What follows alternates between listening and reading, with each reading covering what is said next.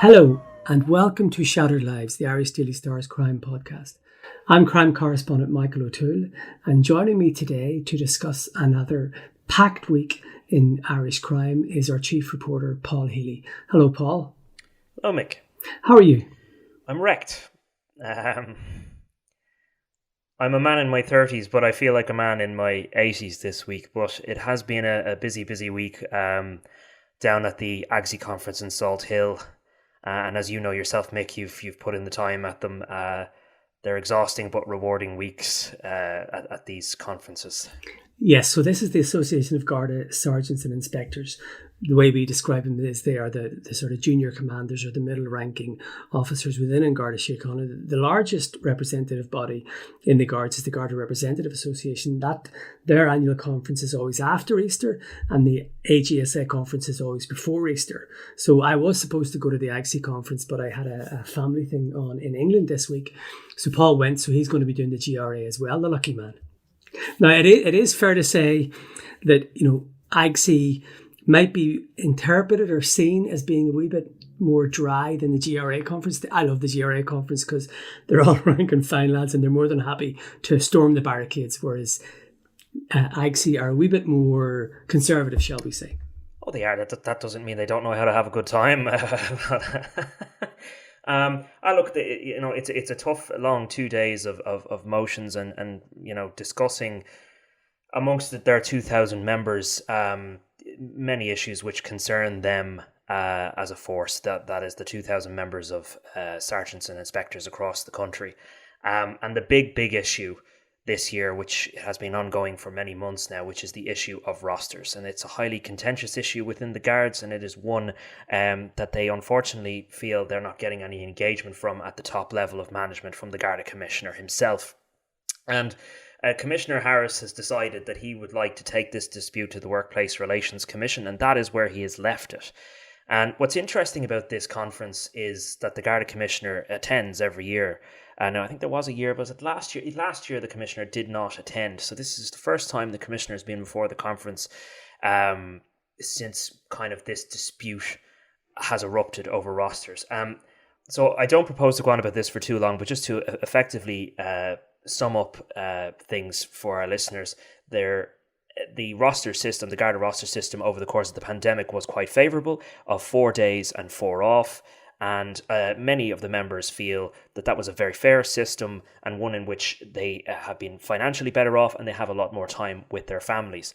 But now this emergency roster, it's being threatened to effectively, it's over now. The emergency, the pandemic is over, and there's a fear that they're going to go back to the original system, which is much more chaotic in nature, and they feel that effectively that is an untenable position. And they think that the way that it's currently working perhaps is a roadmap for the way forward.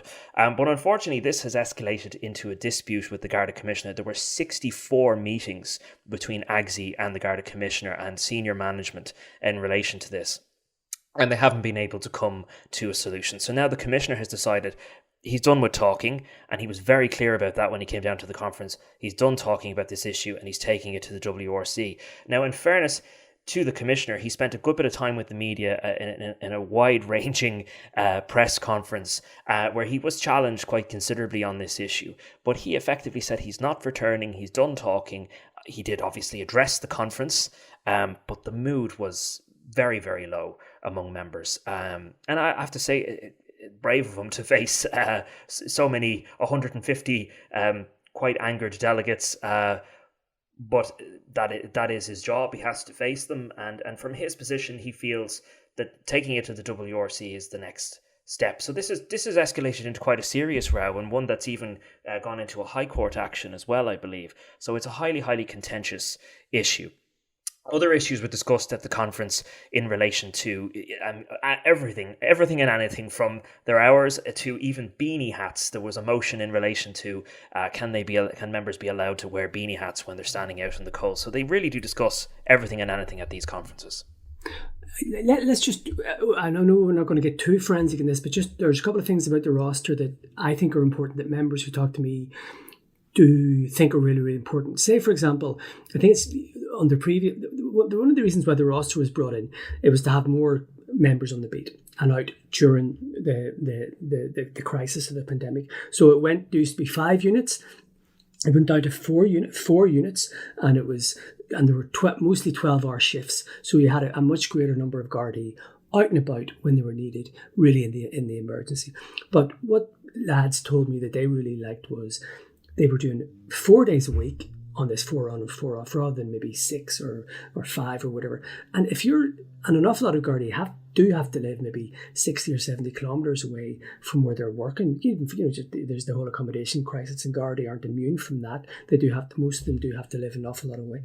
So your fuel bills or your petrol, diesel bills are cut by 25%, and that's quite a significant saving for anybody. And even things like, they do spend more, it does mean more time with the family and everything. So most, what you would call the regular, so uniformed Gardaí on the beat, shall we say, most of them would have been very happy with this roster. Now, there's other detective units and other non-core and that sort of stuff.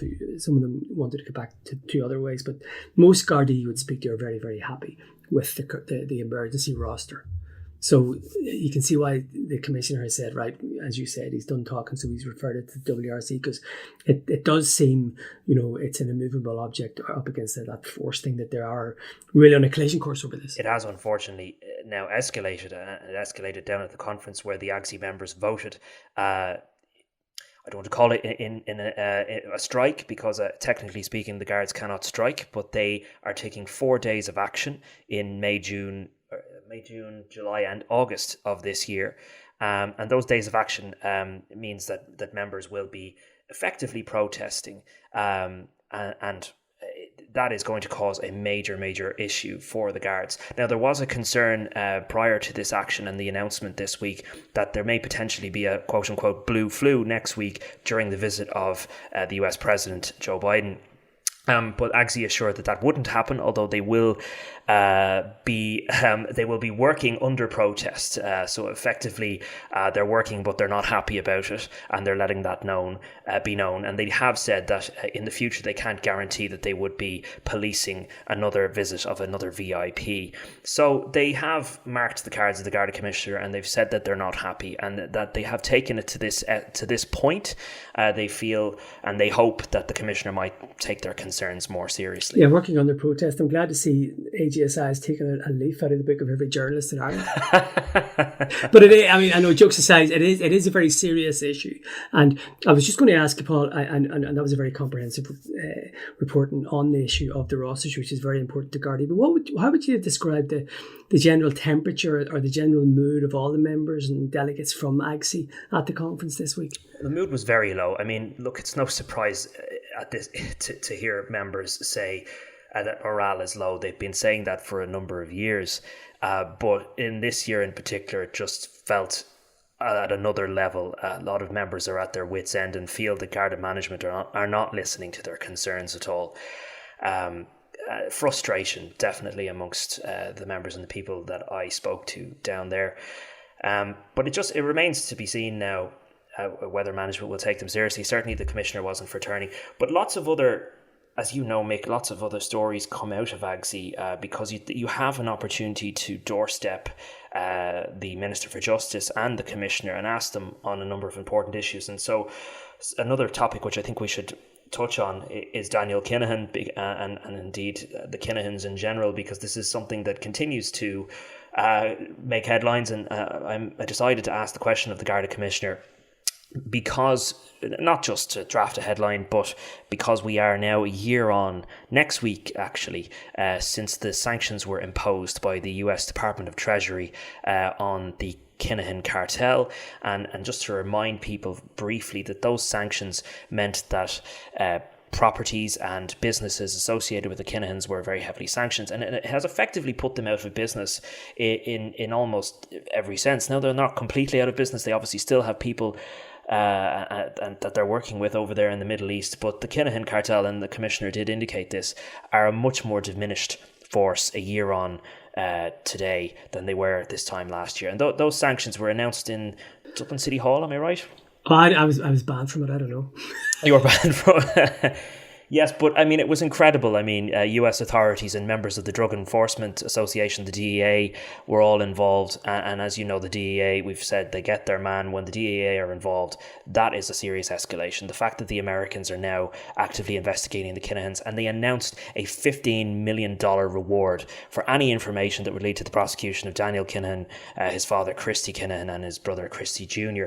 So I think it was a reasonable question to ask the Commissioner. Where are we now a year on? Can you update the public? Can you give us any insight into how far has this investigation gone? And he said that there had been a significant progress in this investigation. And one such interesting development is that the Guards have decided to send a permanent member of Garda Síochána over to the Middle East, to the United Arab Emirates, in a permanent post. This will be a senior member of Garda Síochána at a superintendent rank that will be going over to the United Arab Emirates. The new development, because this was reported by yourself, Mick, I believe, last year, that this will be happening. The new development is that this is now finally happening in the summer of this year, and that was announced by the Garda Commissioner. So I decided to ask that. He said this to me when I asked him the question, can you update us on the investigation? He said significant progress had been made. In particular in Europe, he said, perhaps indicating, calling back to the recent arrest of Johnny Morrissey, for example, a very senior member of the Kinahan cartel in Spain. So the other development in relation to that, look, it's important to put people on the record in relation to this. Obviously, Daniel Kinahan is under investigation and they do hope that he will be charged. But my question is, are you confident that Daniel Kinahan will face charges? And he said yes. So as far as the Garda at the most senior rank is concerned, he believes that Daniel Kinahan will face charges. And he indicated that he doesn't have a preference as to where that will happen. Because we've spoken about this before, this is probably going to end up in an American court, given the DEA are involved. And that's probably what's going to happen here. Well, as you said, the DEA were involved. It was the City Hall where it was last year, and as you said, the DEA were there, but the American ambassador to Ireland was also there, and that's big news. So they're not messing about. So, I actually remember it was maybe a few weeks after that press conference in the City Hall, the Commissioner, we were speaking to the Commissioner of Dublin Airport at the opening of the official Garda station there, and he said at the time, he does believe they will be charged. And effectively he said, again, because we were asking about America, because at that stage the focus really was, could he be charged in America? Could Kinahan be charged in America? And we got a sort of a positive response to that about, effectively he's not fussed. And I think there is something coalescing here. I think because the Americans involved, I think it is more likely now that he will end up in America. But just what you were saying, I think when he was talking about how it's degraded, it's really interesting because I think, maybe some investigations are very quick, wham, bam, and they get in very quickly. I think with something of this magnitude, it's almost like one of those big oil tankers turning in the sea. It takes a long time for it to turn. And maybe it does take around a year for the finances of the Kinahans to be graded so much, or the operation of the Kinahans to be graded so much. So I thought that was interesting what he said. And also, I did note what you were saying about the Commissioner talking about Europe. I think there's one very significant aspect of that. Europol, which we know is the EU's policing agency, all the police forces are part of it. Last year, the UAE sent an official ambassador or liaison officer to Europol, and I think that's been very, very significant. And it's also very significant, as you said, it's a detective superintendent who's going to Dubai as a liaison officer. There is a liaison network around the country, and we did break that they were sending one to Dubai last year. But what's really significant, most of those liaison officers are sergeants. They're detective sergeants in liaison and protection, which is a unit, Garda HQ. The anomaly was, in Colombia, there was a senior officer was sent to Colombia last year. He was a detective inspector. Now, which is even more significant, it's a detective superintendent who is going to Dubai. So I think that shows the significance of Dubai and the political aspects. Because remember, superintendents and above are appointed by the cabinet. So that's a superintendent is a really, really significant rank. And I think there's high politics involved in this now. And I know that there are Irish diplomats and all over there. So there are plenty of things working behind the scenes that we'll never know about, but I think it's all been choreographed and it's really interesting. Yeah, I mean, and do you think this is indicative of the Kinahans still being in Dubai, in the United Arab Emirates at least? Because, I mean, if you're going to send, I know we're kind of saying it's possible that moving around and that, but is it not indicative that the guards and certainly believe the UAE is still the spot to go? They haven't left. Yes, and now the decision to send a liaison officer was made before last April. But yes, but they surely have intelligence still. Look, I mean, there were media reports that Kinahan had left Dubai and was travelling around Europe. Who knows, right? I remember a very senior fella said to me shortly after that story appeared, they think he's in Dubai. And that's grand. And you and I have got sources who've told us they think he's in Dubai. But I don't think he's been watched 24/7. Nobody's watched 24. People in Ireland aren't watched 24/7. I just don't think that. People might think it happens in the movies. It doesn't happen. Who knows? We know about the African link. I remember we did stories about Zimbabwe and all that sort of stuff about the importance of and who knows where Christie Senior is, because he was, he was heavily active in Hong Kong. He was heavily active, as I said, in Africa. Maybe they're flat. We simply don't know. But look, Dubai is obviously, and the UAE is obviously the focus of this. So it's. I don't think they take an ad out in the Irish Times to say where they are, and that, no. That's really the issue. So the focus, look, I'm taking it that they're in that area. Are they there permanently? Are they moving around? I'm taking it that the guards believe they're there. Yeah, they must certainly have intelligence in order to still be taking that position there. But also, I can recall the Garda Commissioner saying this time last year, you can run but you can't hide. And it sounds like a cliche, but the level of transatlantic support that the guards now have is unprecedented. So, it's just another nail in the coffin now for the Kinahans. Yes, there is, but there is one aspect about Kinahan that is different from most criminals. He can run and he can hide, because we know, for example, that they have false passports. We know that they have significant assets. They can buy false passports. If anybody can run and if anybody can hide, it's Kinahan. Interesting that you say that now. But it's definitely making it more difficult for them. I completely understand that, and if you were to ask me, I would believe that they were in Dubai. I've written about media reports saying that, and that's no problem because we hear everything. But somebody senior told me, and we've had our own sources saying so. And maybe my view does change because it is chaotic and it is secretive. But I would believe the focus is Dubai, and there's a reason why the focus is in Dubai. Very good. And moving on to, I'm sure we'll be discussing Kinahan again, but moving on to just another major story that came out of AGSI. The Garda Commissioner announced that there is a major national operation investigation into alleged sexual assaults in the Defence Forces. Some historic, some more recent, and this is all coming off the back of a long-awaited report into bullying and abuse in the Irish Defence Forces. The independent review group, which was chaired by Miss Justice Brona O'Hanlon, and it was quite a damning report, and in summary, it basically found that the organisation barely tolerated women. And off the back of that, there have been allegations of abuse within the Defence Forces, and people have come forward and told their stories and felt that incidents were not handled correctly. So the Guards have now announced this major national operation, a special operation investigating alleged abuse, as I said, within the Defence Forces. And some of the allegations go right back to the 1960s. And we were just trying to get our head around this because the question was asked, how many are the Guards aware of allegations to date? And the Commissioner said there are 26. And we were just trying to get to the bottom of whether there are 26. It's just 26 brand new investigations. It is a mix of new allegations and historic allegations. And they are going to review some cases that have maybe previously been investigated as well. So it is a huge national operation and also a divisional operation within that as well. So the Guards are taking this extremely seriously. Yes, and just to explain this, if I read the reports correctly, it's been overseen, or the operation has been run by the National Protective Services Bureau. Now, so they're the National Sex Crimes, well, they investigate other things, but they're the National Sex Crimes Unit, effectively. But there are things called Divisional Protective Services Units, and they're in every Garda division. And they're the ones on the ground who deal with sex abuse, child sex abuse material, domestic violence. But the DPSB, the Bureau, is the national one, and that's really interesting because it used to be known previously, its previous incarnation was Domestic Violence Sexual Assault Unit. And there was a unit within that unit, shall we say, which dealt with clerical sexual abuse. And I just think the parallels here are really, really interesting.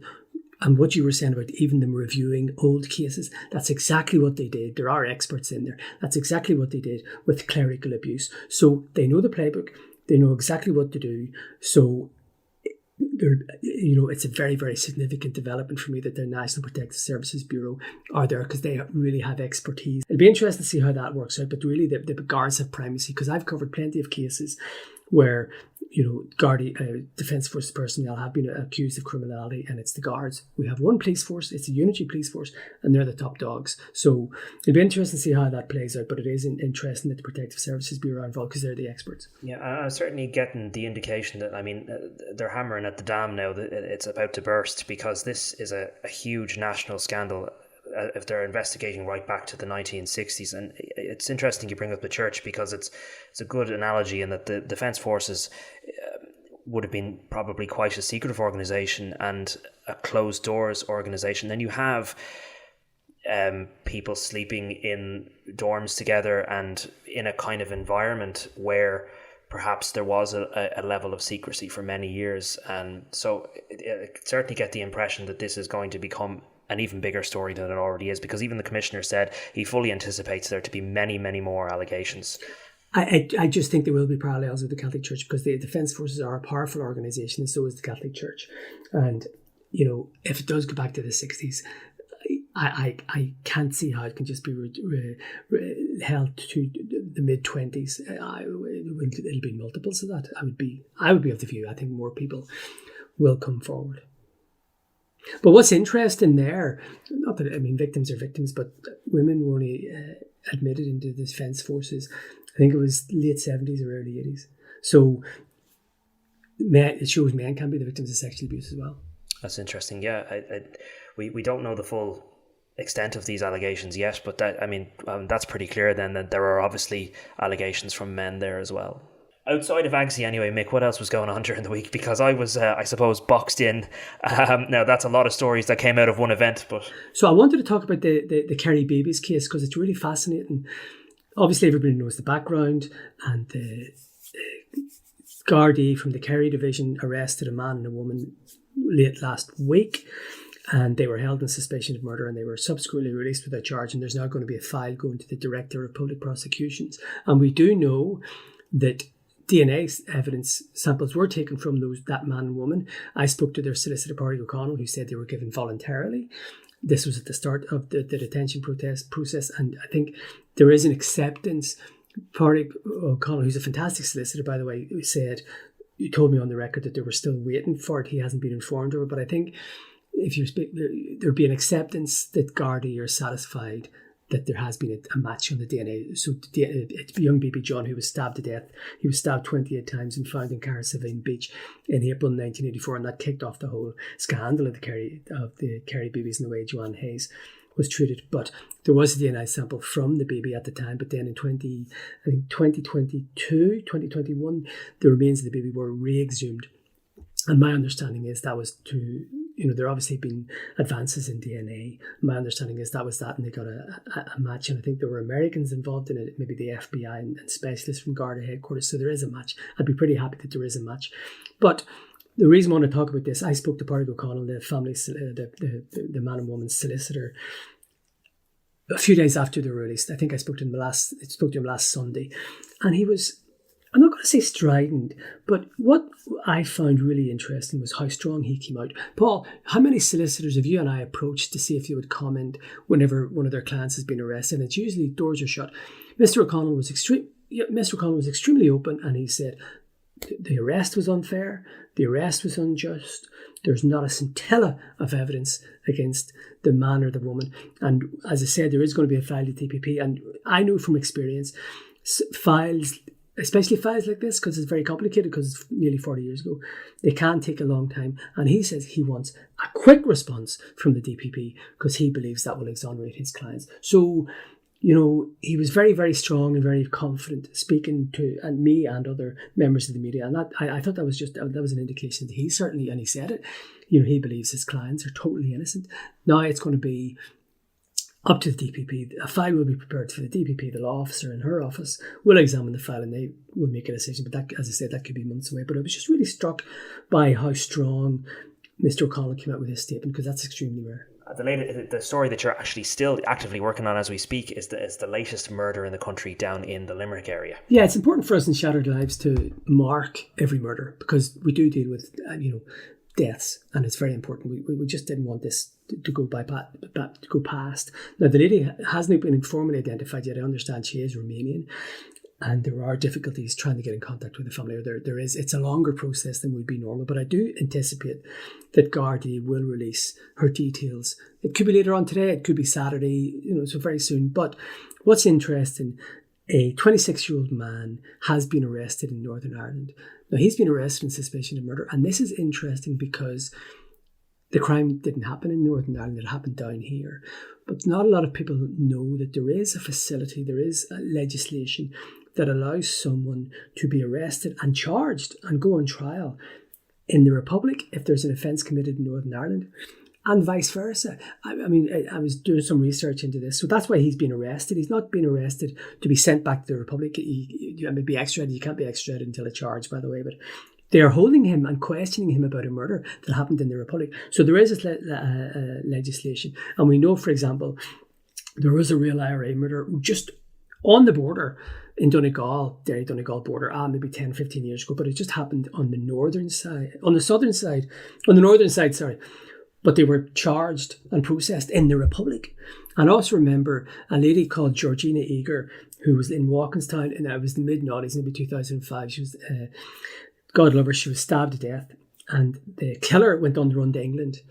And he was caught in England. And he went on trial at the Old Bailey, and he was convicted at the Old Bailey. So there is legislation, that legislation is from the 1860s, but there was other legislation around 1976 because of the Northern Troubles that allowed more charges and questioning in the Republic for the North. So that man has been quelled in suspicion of murder. Now, I don't know what will happen, but I would anticipate if there is a charge, someone will be extradited back here. Interesting. Do we know anything at this stage about the circumstances surrounding this? About, as you said, I know you're saying this woman hasn't been formally identified yet as we're speaking, but what can you tell us about the background to this? Well, we don't know, we'll be totally honest, but I do think that the killer went somewhere looking for sex, and then something happened.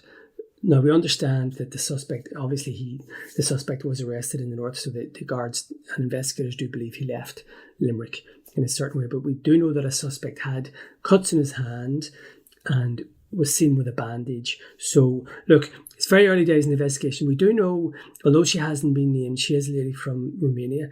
My understanding is she's a mother of four who are living in Romania. The children are living in Romania. And the guards are now, through Interpol and Europol, are now talking to the family, and the name should be released. But I'd say there is more to come in relation to that investigation. Interesting. Well, we'll keep on that. And just one thing before we go, next week's going to be a big week, and we might talk very briefly about Mr. Hutch.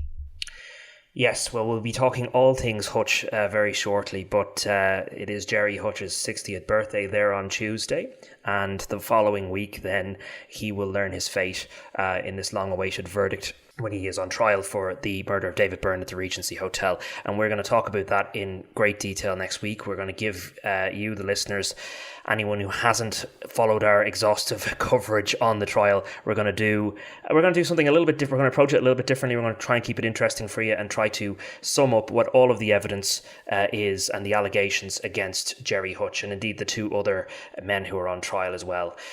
So we hope that you listen in, and we'll be back in touch with you next week. Okay, thanks for listening, everybody, and we'll talk soon.